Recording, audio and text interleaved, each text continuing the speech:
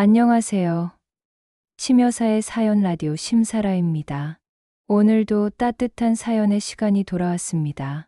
오늘 들려드릴 이야기는 한 분이 보내주신 어린 시절의 기억에 관한 사연입니다. 도시락과 어머니의 반찬에 얽힌 이야기인데요. 때로는 우리가 지나쳐 버린 소중한 것들이 있지 않을까요? 그런 마음으로 함께 들어보시면 좋겠습니다. 그럼 시작해 볼게요. 저는 전라도 작은 시골 마을에서 자랐습니다. 우리 집은 그리 넉넉하지 않았어요. 아버지는 농사를 지으셨고 어머니는 집에서 온갖 일을 다 하시며 저와 동생을 키우셨죠. 그런 우리 집에서 제가 가장 기억에 남는 건 바로 도시락이었습니다. 초등학교에 입학하던 첫날 어머니가 싸주신 도시락을 받았을 때의 기분을 지금도 생생히 기억해요. 하얀 알루미늄 도시락통이 묵직했고 뚜껑을 열면 김이 모락모락 올라왔거든요. 그때는 그게 당연한 줄 알았어요. 초등학교 때부터 제 도시락 반찬은 언제나 똑같았어요.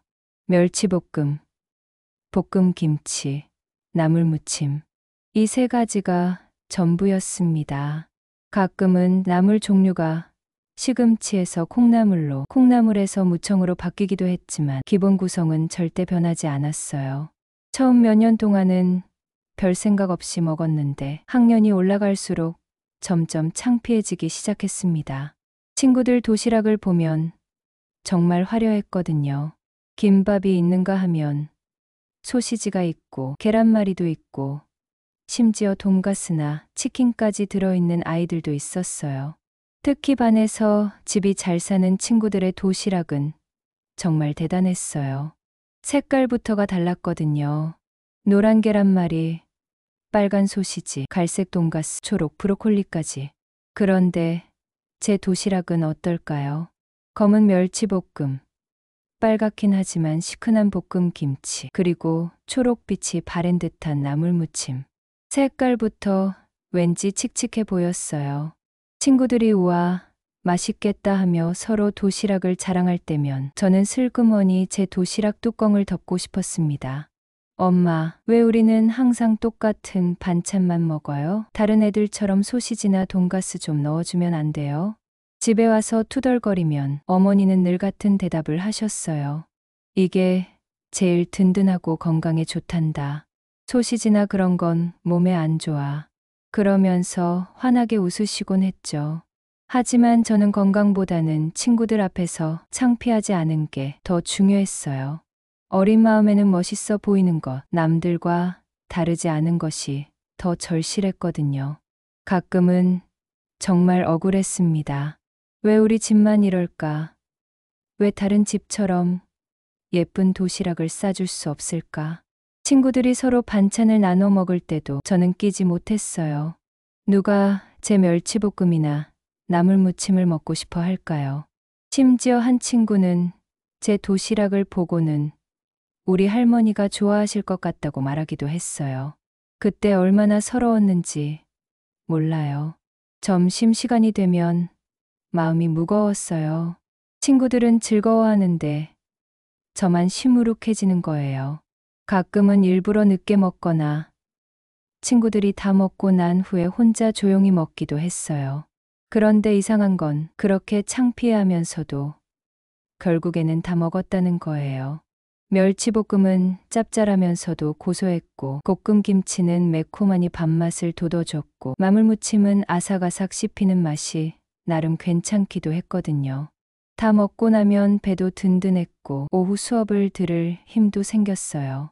중학교에 올라가서도 제 도시락은 여전했습니다. 멸치볶음, 볶음김, 나물무침. 이제는 정말 지겨워서 도시락 시간이 되면 한숨부터 나왔어요. 친구들은 더 화려해졌거든요. 불고기에 새우튀김까지 정말 도시락이라기보다는 레스토랑 음식 같았습니다. 중학생이 되니까 사춘기도 시작되고 친구들 눈치도 더 보이게 됐어요.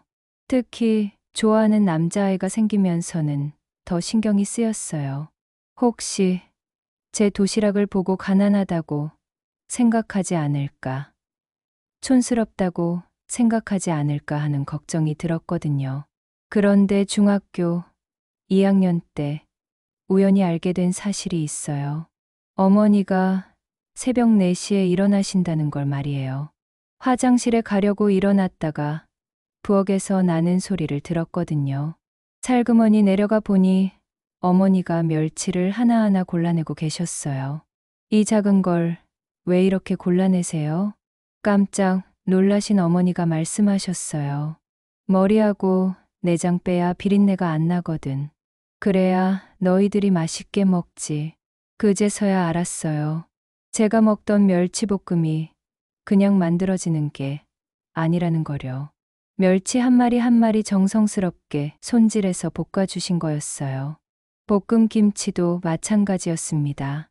김치가 너무 시면 설탕을 조금 넣어서 단맛을 내주시고 너무 매우면 물에 살짝 헹궈서 맵기를 줄여주셨어요. 어느 날은 이런 일도 있었어요. 아버지가 농사일에서 다치셔서 병원에 입원하게 된 거예요. 갑자기 병원비며 약값이며 돈이 많이 들어가게 됐죠. 그때 어머니의 표정이 많이 어두워지셨어요. 그런데도 제 도시락만은 여전했습니다. 멸치볶음, 볶음김치, 그리고 나물무침.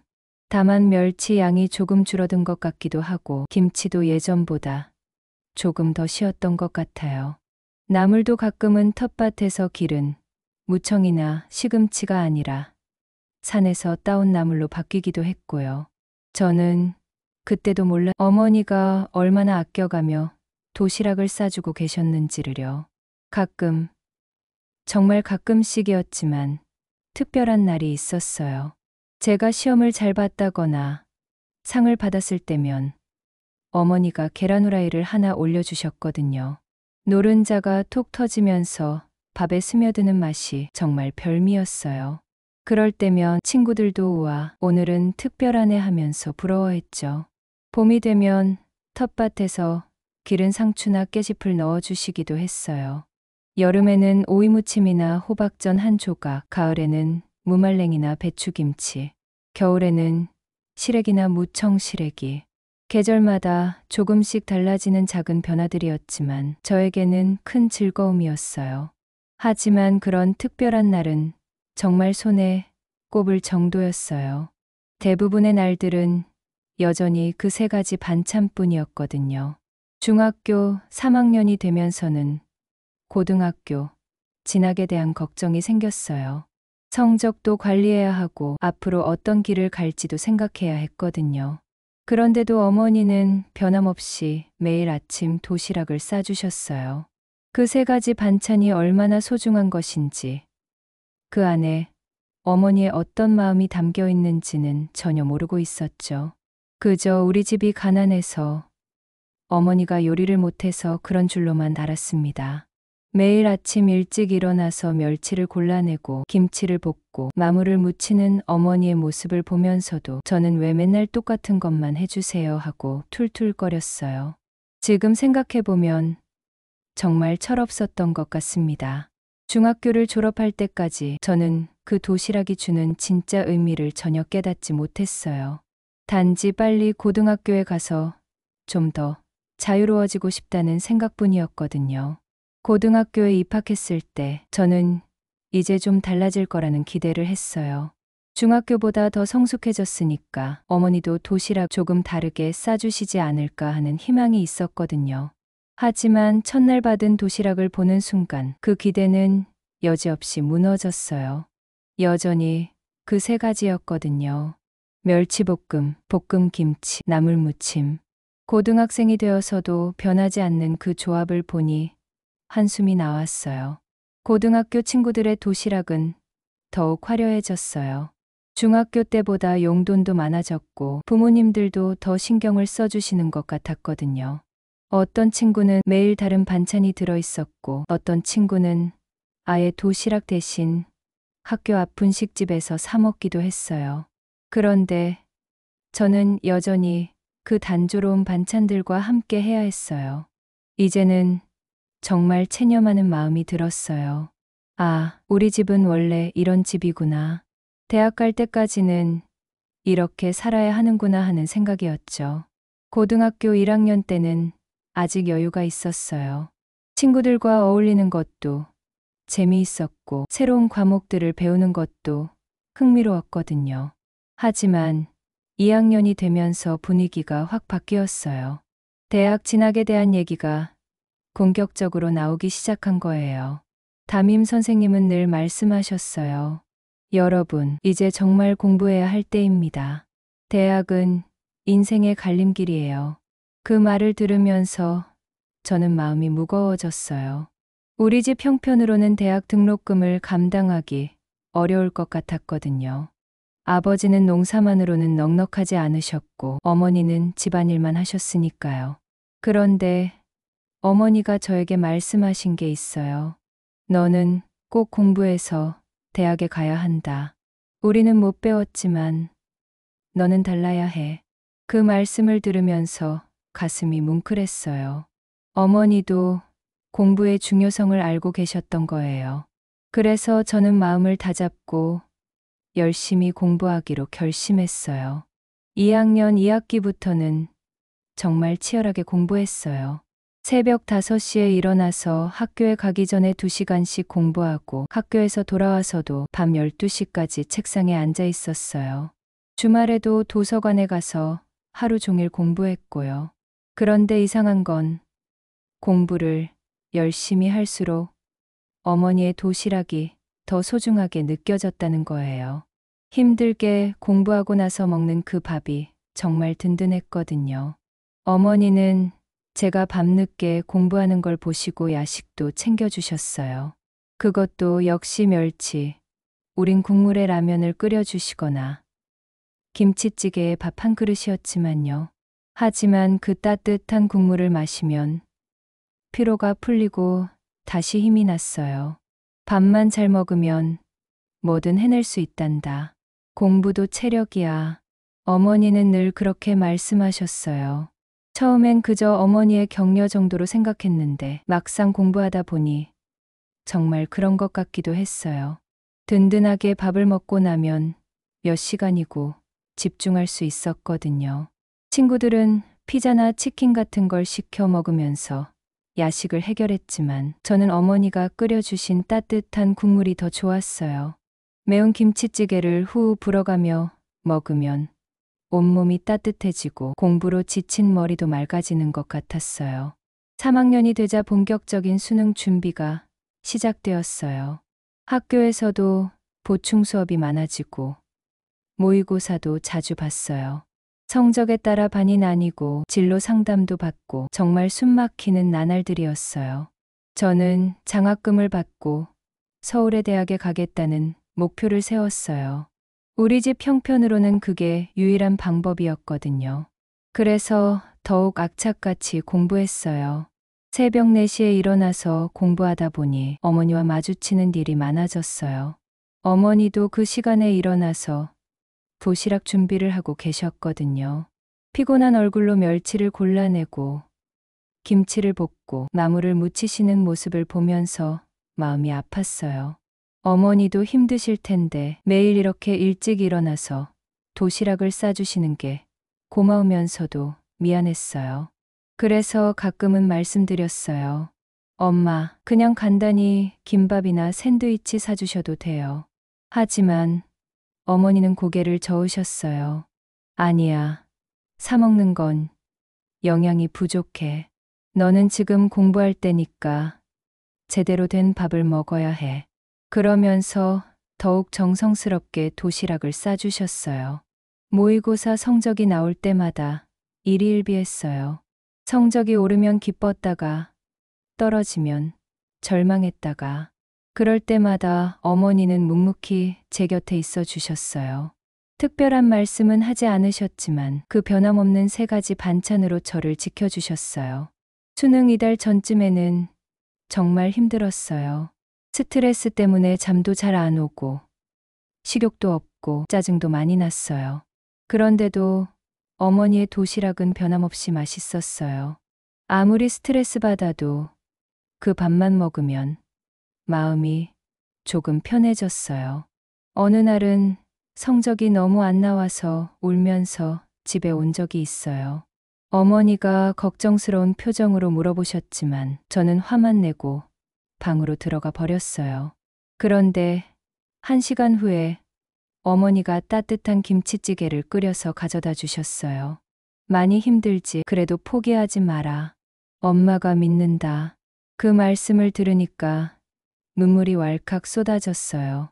어머니는 제가 얼마나 힘들어하는지 다 알고 계셨던 거예요.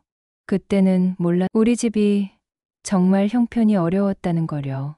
다른 집 아이들이 먹는 화려한 반찬들을 우리 집에서도 충분히 해줄 수 있었다면 어머니가 안 해주셨을 리가 없다는 거요. 어머니는 그저 우리가 가진 것 중에서 최선을 다해 가장 좋은 것을 해주고 계셨던 거예요. 멸치는 단백질이 풍부하고 김치는 유산균이 많고 마물은 비타민과 무기질이 가득하다는 것도 나중에야 알았어요. 어머니는 가난한 살림 속에서도 제가 영양 부족에 걸리지 않도록 건강하게 자랄 수 있도록 최선을 다하고 계셨던 거죠. 그 3가지 반찬은 우리 집 가난의 상징이기도 했지만 동시에 저에게는 든든한 버팀목이 되어 주었어요. 아무리 힘든 일이 있어도 어머니가 정성스럽게 싸준 도시락을 먹으면 다시 힘이 났거든요. 드디어 수능날이 다가왔어요. 그날 아침에도 어머니는 변함없이 도시락을 싸주셨어요. 그 마지막 도시락을 받으면서 생각했어요. 이제 정말 끝이구나. 이 도시락과도 작별이구나. 수능을 잘 보고 대학에 합격하면 이제 서울로 올라가서 새로운 삶을 시작할 거예요. 그때는 더 이상 이 단조로운 반찬들을 볼 일이 없을 거라고 생각했어요. 다행히 성적이 좋아서 장학금을 받고 서울에 있는 대학교에 갈 수 있게 되었어요.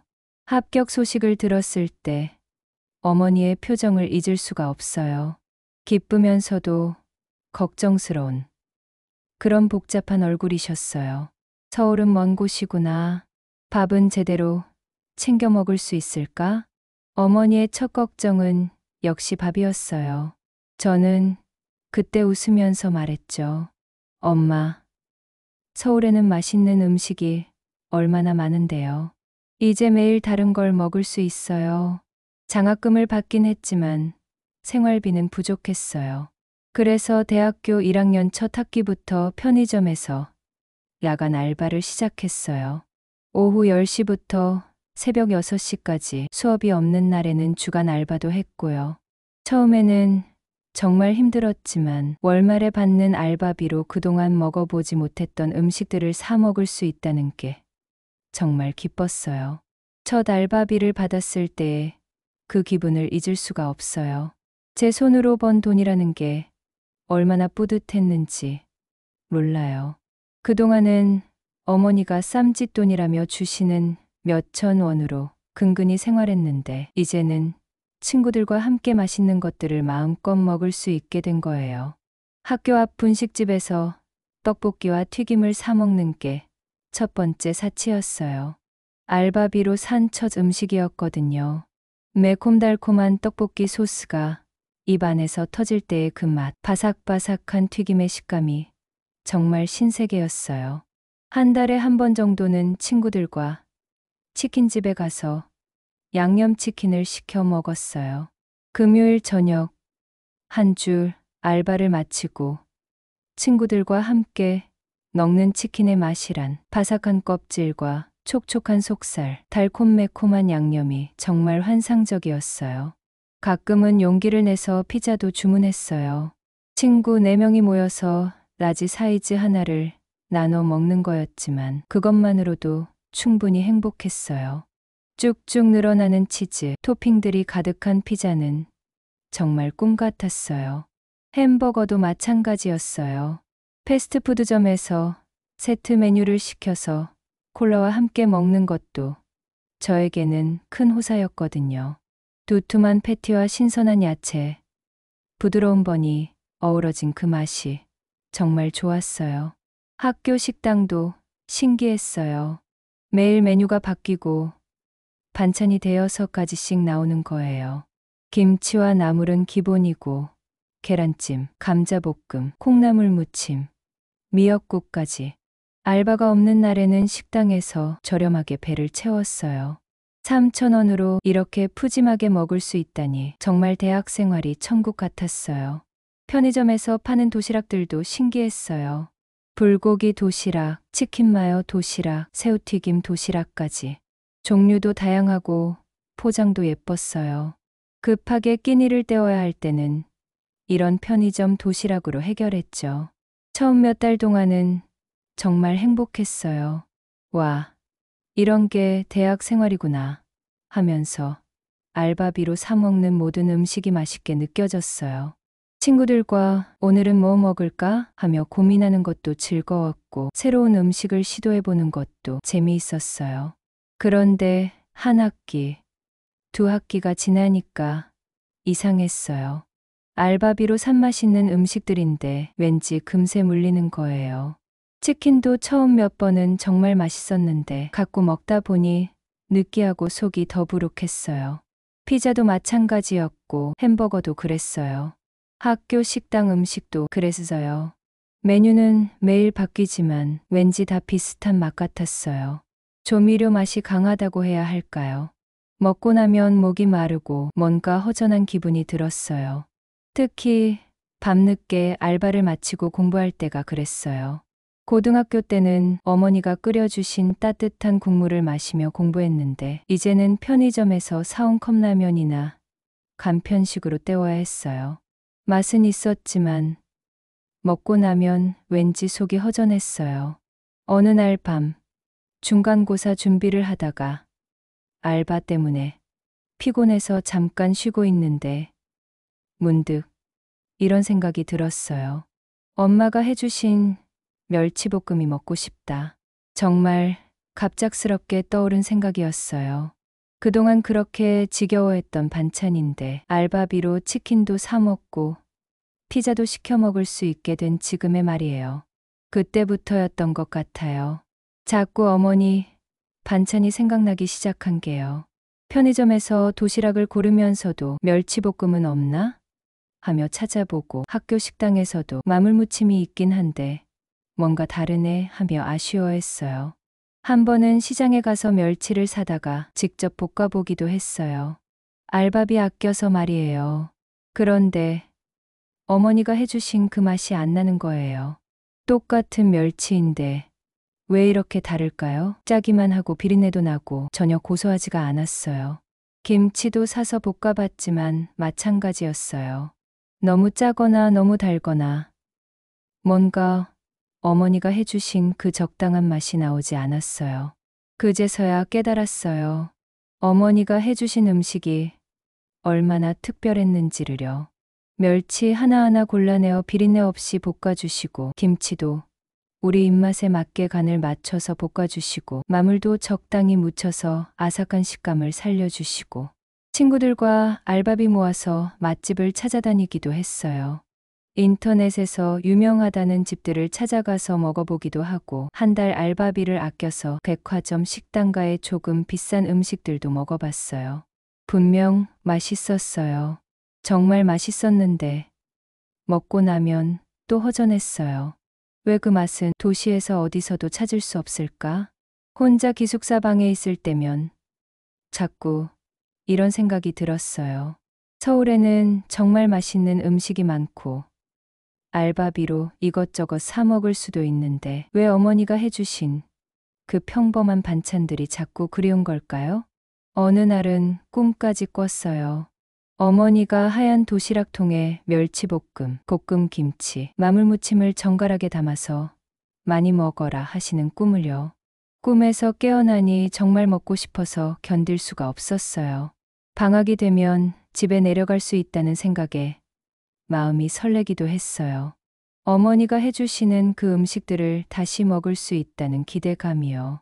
예전에는 그렇게 지겨워했는데 이제는 오히려 그리워하고 있는 제 자신이 신기했어요.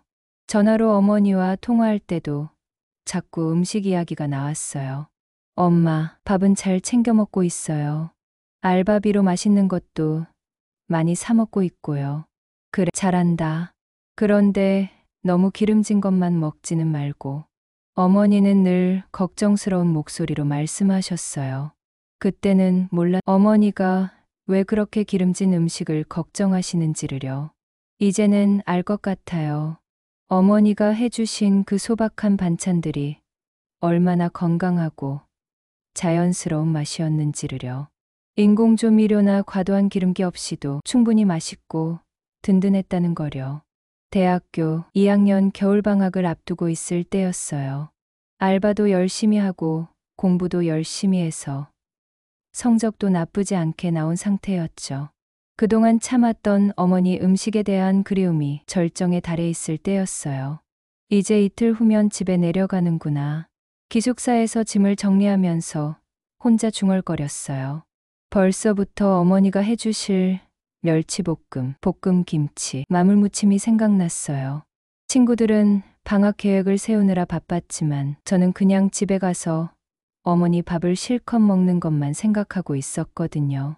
그런데 그날 오후 갑자기 휴대폰이 울렸어요. 모르는 번호였는데 왠지 불길한 예감이 들었어요. 낯선 사람의 목소리가 들려왔어요. 친절하지만 어딘가 급한 느낌이 드는 목소리였죠.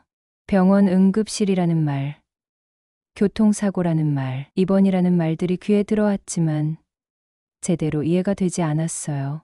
그 순간 머릿속이 하얘졌어요. 뭔가 크게 잘못된 일이 벌어졌다는 걸 직감적으로 알 수 있었어요. 목소리가 떨리고 있었어요. 간호사는 차분하게 설명해 주었지만 저는 제대로 들을 수가 없었어요. 다리 골절, 수술, 입원.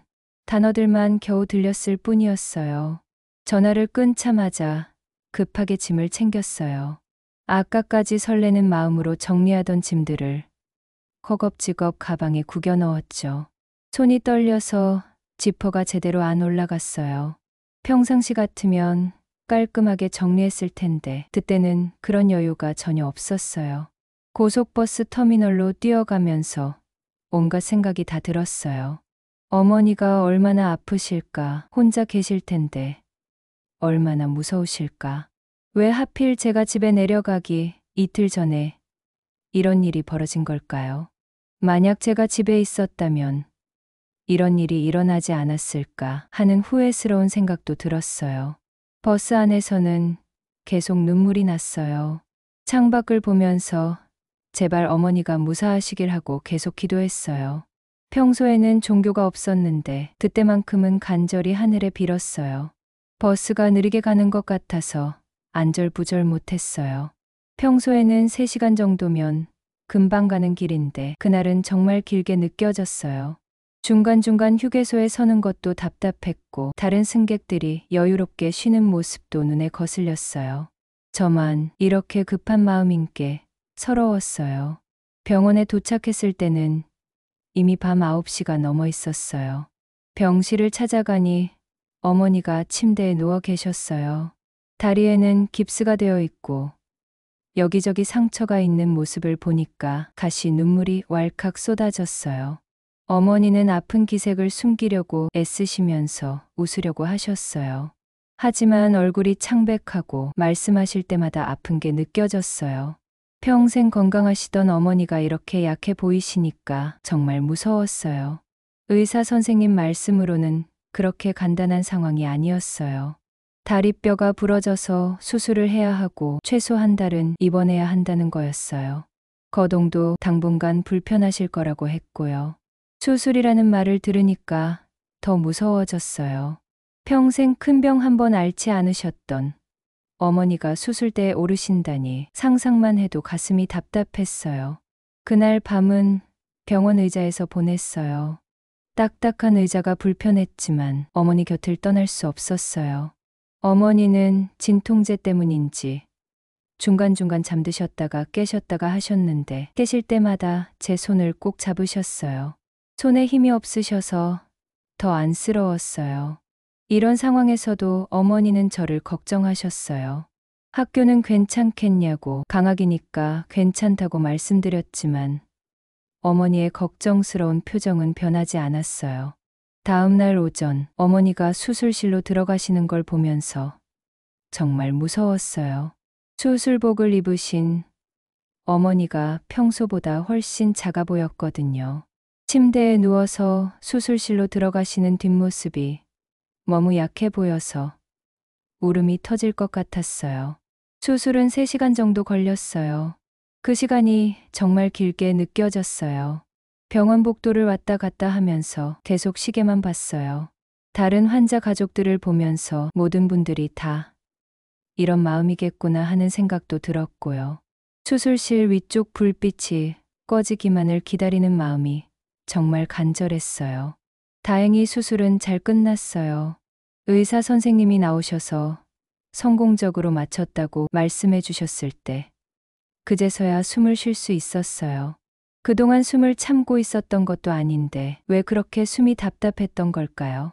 회복실에서 깨어나신 어머니는 여전히 많이 아파 보이셨지만 저를 보시고는 힘겹게 웃으셨어요. 목소리가 많이 약해지셨지만 여전히 저를 걱정해 주시는 모습이었어요. 그런데 어머니가 수술 직후에도 제 밥 걱정을 하시는 거였어요. 집에 밥 해놨으니까 가서 먹으라고 하시는 거예요. 이런 상황에서도 제 밥 걱정을 하시는 어머니를 보니까 정말 눈물이 났어요. 평생 자식들 먹이는 것만 생각하고 사신 분이구나 하는 생각이 들었어요. 저는 사 먹으면 된다고 말씀드렸지만 어머니는 계속 집에 가서 밥을 먹으라고 하셨어요. 냉장고에 반찬도 만들어 놨다고 가서 챙겨 먹어야 한다고 하셨어요. 제가 제대로 챙겨 먹지 않으면 안 될 것 같다는 표정이셨어요. 그날 저녁 어머니가 주무시는 동안 잠깐 집에 들렀어요. 며칠 동안 병원에서 지내야 할 것 같아서 필요한 것들을 챙기러 간 거였어요. 집에 들어서니까 왠지 모르게 서늘했어요. 평소에는 어머니가 계셔서 따뜻했는데 텅 빈 집은 을씨년스럽기까지 했어요. 어머니가 안 계신 집이 이렇게 쓸쓸할 줄 몰라. 평소에는 어머니가 부엌에서 뭔가 하시는 소리, TV 소리, 발걸음 소리 등이 항상 있었는데 마치 시간이 멈춘 것 같은 기분이 들었어요. 우선 어머니의 옷가지부터 챙기려고 안방으로 들어갔어요. 옷장을 열고 필요한 것들을 골라내면서도 마음 한편으로는 계속 어머니 걱정이 들었어요. 지금쯤 혼자 병실에서 얼마나 불편하고 아프실까 하는 생각에 빨리 돌아가고 싶었어요. 어머니 옷들을 하나하나 고르면서 새삼 느낀 건 어머니가 정말 소박하게 사신다는 거였어요. 옷장 안에 있는 옷들이 그리 많지도 않았고 하나같이 오래된 것들이었거든요. 화려한 옷은 하나도 없이 검정색, 회색, 갈색 위주의 수수한 옷들 뿐이었어요. 옷가지를 챙기고 나서 화장실용 가방에 넣었어요. 어머니가 평소 쓰시던 것들을 하나하나 챙기면서 이런 작은 것들조차 어머니가 직접 준비하지 못하는 상황이 안쓰러웠어요. 비누 하나, 칫솔 하나까지도 제가 챙겨드려야 하는 현실이 슬펐어요. 마지막으로 부엌으로 향했어요. 어머니가 냉장고에 반찬을 해놨다고 하셨으니까 확인해보고 가야겠다는 생각이었어요. 사실 저는 병원에서 사 먹거나 라면으로 때울 생각이었는데 어머니가 그렇게 걱정하시니까 한 번은 보고 가야겠다 싶었거든요. 부엌에 들어서니 평소보다 더 정리정돈이 잘 되어 있는 것 같았어요. 설거지는 물론이고 행주까지 가지런히 개어져 있었어요. 가스레인지도 반짝반짝 닦여 있고 싱크대도 깨끗했어요. 어머니가 제가 올 걸 대비해서 미리 청소해 놓으신 것 같았어요. 냉장고 앞에 서서 잠깐 망설였어요. 어떤 반찬들이 들어있을까, 정말 괜찮을까 하는 생각이 들었거든요. 서울에서 온갖 맛있는 음식들을 먹어본 저에게 어머니가 해놓으신 반찬들이 과연 어떻게 느껴질까 싶었어요. 냉장고 문을 열었을 때 저는 그 자리에서 얼어버렸어요. 당연히 추워서 그런 건 아니었어요. 냉장고 가장 앞쪽에 하얀 플라스틱 통들이 깔끔하게 정리되어 있었어요. 하나, 둘, 셋. 정확히 3개였어요. 각각의 통에는 작은 라벨지가 붙어 있었어요. 어머니 특유의 단정한 글씨로 쓰여진 글자들이 보였어요. 멸치볶음, 볶음 김치, 나물 무침. 바로 그 세 가지였어요. 제가 어린 시절부터 고등학교 졸업할 때까지 매일 도시락에 들어있던 바로 그 반찬들이었어요. 순간 가슴이 뭉클해졌어요. 어머니가 사고를 당하시기 전에 이미 이걸 준비해 놓으셨다는 게 믿어지지 않았어요. 언제 해 놓으신 걸까요? 제가 내려올 걸 대비해서 미리 준비해 놓으신 걸까요? 그런데 가만히 보니까 이상한 점이 있었어요. 양이 평소보다 훨씬 많았거든요. 어머니 혼자 드시기에는 너무 많은 양이었어요. 이건 분명히 제가 올 걸 예상하고 일부러 많이 만들어 놓으신 거였어요. 라벨지를 자세히 보니까 더 감동적이었어요. 어머니가 평소에 라벨지를 붙이시는 분이 아니었거든요. 그런데 이번에는 하나하나 정성스럽게 써서 붙여 놓으셨어요. 혹시 제가 헷갈릴까봐 그러신 건지 아니면 좀 더 정갈하게 보이게 하려고 그러신 건지 모르겠지만 그 작은 배려가 마음에 와 닿았어요. 통을 하나씩 열어봤어요. 멸치볶음은 여전히 고소한 냄새가 났어요. 어머니가 항상 그러셨듯이 멸치 하나하나 머리와 내장을 제거하고 정성스럽게 볶아 놓으셨어요. 크기도 균일하게 골라내셨고 색깔도 예쁘게 볶아져 있었어요. 그것을 보니 도저히 참을 수 없어 반찬들을 젓가락 조금씩 집어 먹었어요. 기름기도 적당하고 간도 딱 제 입맛에 맞게 되어 있었어요.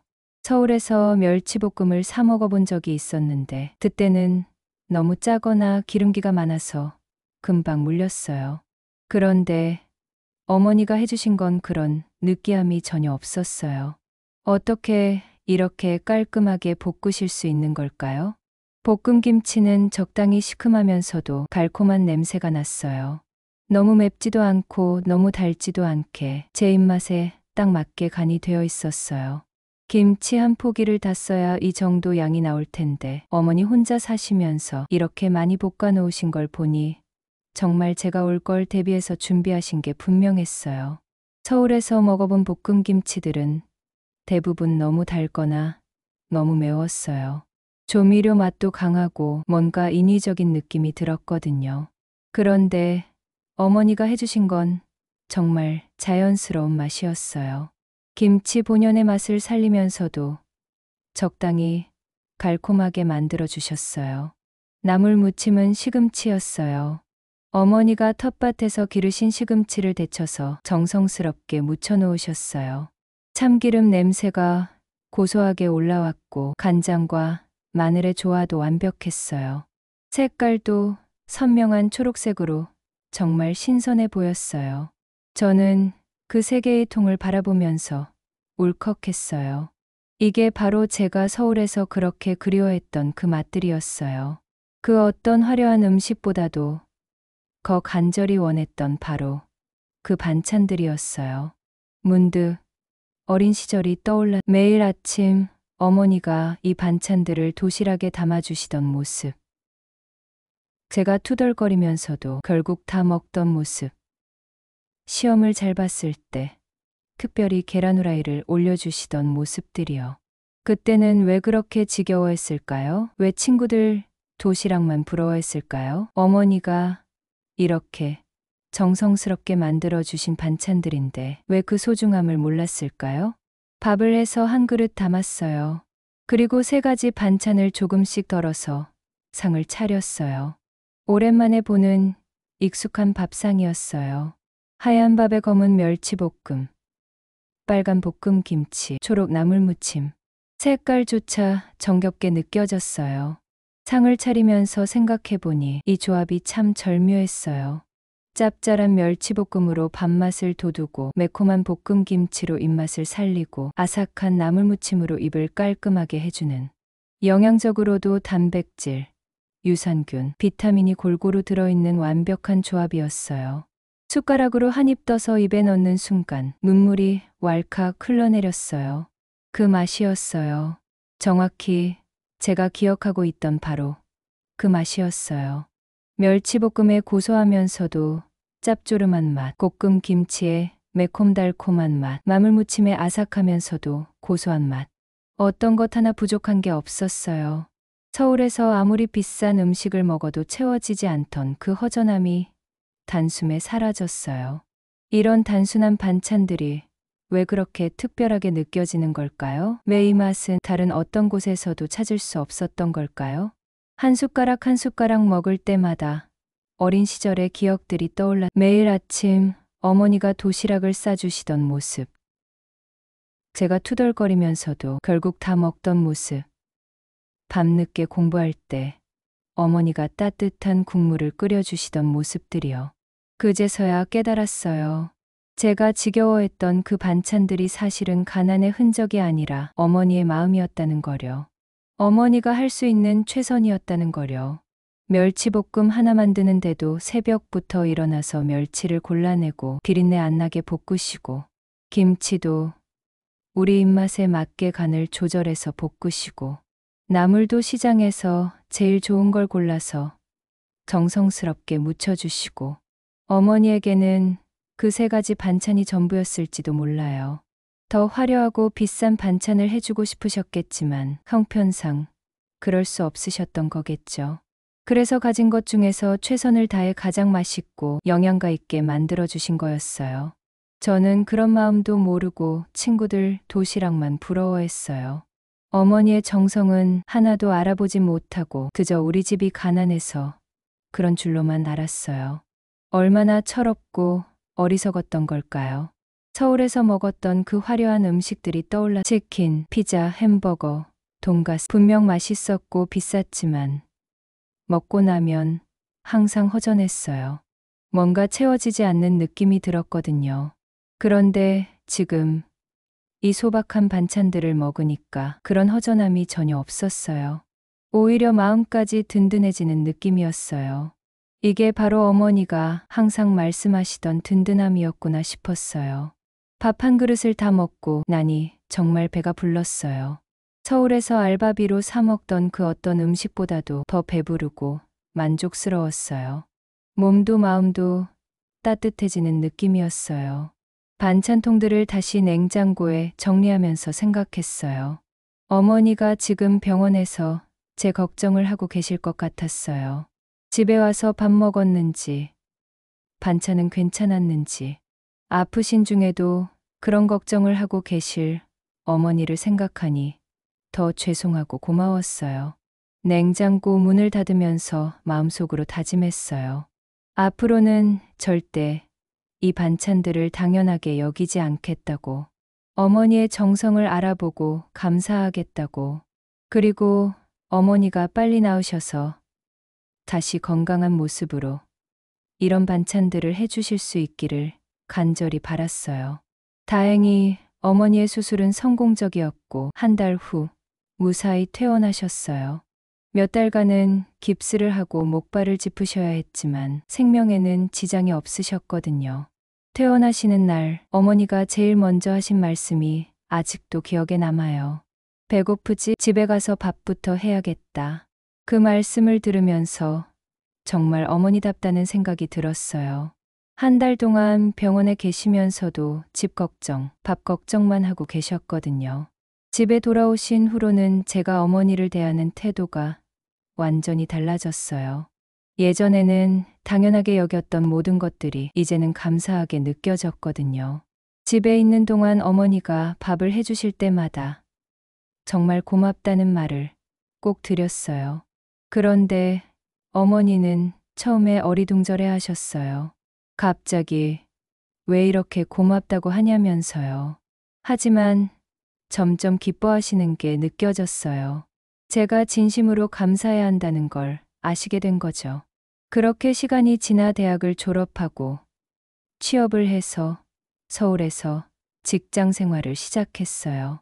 그래도 한 달에 한 번은 꼭 집에 내려갔어요. 어머니가 해주시는 그 반찬들이 그리웠거든요. 이제는 정말 마음으로부터 그리워하는 거였어요. 직장에서 만난 남자친구와 연애를 하게 되었고 결혼을 약속하게 되었어요. 처음 그를 집에 데려갔을 때 어머니가 해주신 밥상을 보고 그가 한 말이 아직도 생생해요. 와, 이게 바로 집밥의 맛이구나. 정말 맛있어요, 어머님. 그때 어머니가 얼마나 기뻐하셨는지 몰라요. 평생 누구에게 요리 솜씨를 인정받아 본 적이 없으셨는데 사위가 될 사람이 그렇게 좋아하니까 정말 행복해 하셨어요. 그 이후로 남편은 저희 집에 갈 때마다 어머니께 애교를 부렸어요. 역시 장모님 반찬이 짱이에요. 세상에서 제일 맛있어요. 그러면 어머니는 웃으시면서 더 많이 싸주려고 하셨어요. 남편이 좋아한다고 하면 평소보다 2배는 더 많이 준비해 주셨거든요. 결혼하고 나서도 한 달에 2번 정도는 친정에 가요. 그리고 갈 때마다 어머니가 해주신 반찬들을 잔뜩 싸가지고 와요. 여전히 그 3가지가 대부분이지만요. 멸치볶음, 볶음김치, 나물무침. 하지만 이제는 정말 기다려지는 반찬들이에요. 남편도 처음에 연애할 때 의아해했어요. 밖에서 사 먹으면 되는데 왜 굳이 본가에서 반찬을 가져오냐고 물어보더라고요. 그래서 제가 어린 시절 이야기를 해줬어요.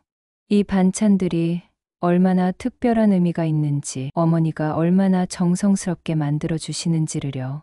결혼하고 친정에 내려가 남편이 한번 맛보고 나서는 완전히 마음이 바뀌었어요. 정말 맛이 다르네.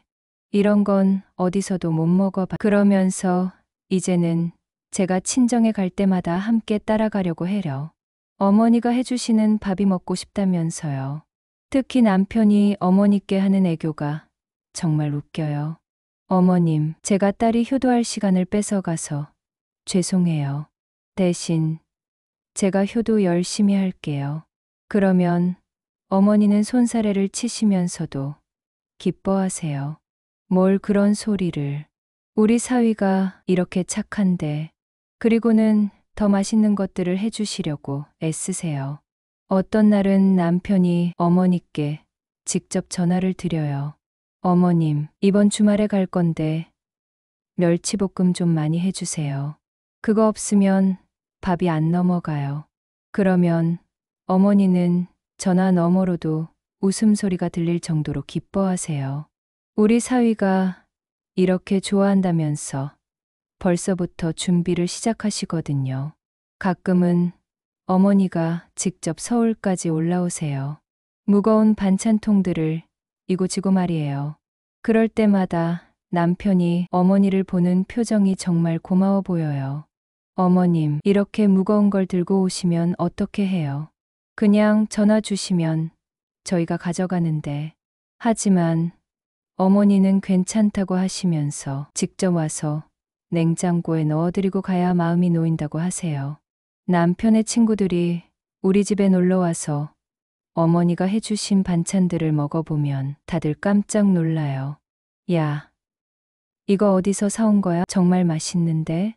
그러면 저는 자랑스럽게 말해요. 우리 엄마가 직접 해주신 거야. 친구들이 부러워하는 모습을 보면 정말 뿌듯해요. 예전에는 창피해했던 그 반찬들이 이제는 자랑거리가 된 거예요. 지난주에는 남편의 어머니께서 우리 집에 오셨어요. 시어머니께서 저희 어머니가 해주신 반찬들을 드시고는 정말 감탄하셨어요.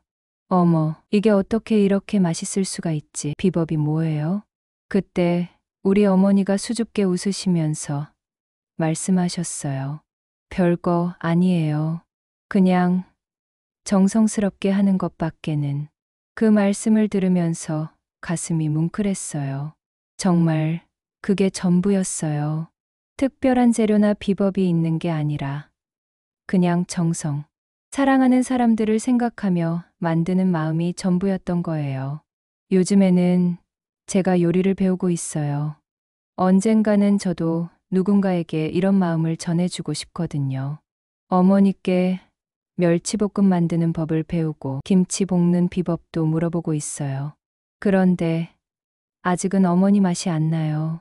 똑같은 재료로 똑같이 해도 뭔가 다른 거예요. 어머니는 웃으시면서 말씀하세요.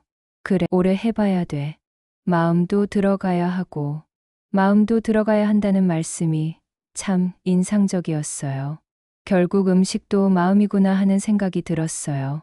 이제 저는 어머니의 그 반찬들이 얼마나 소중한지 알아요.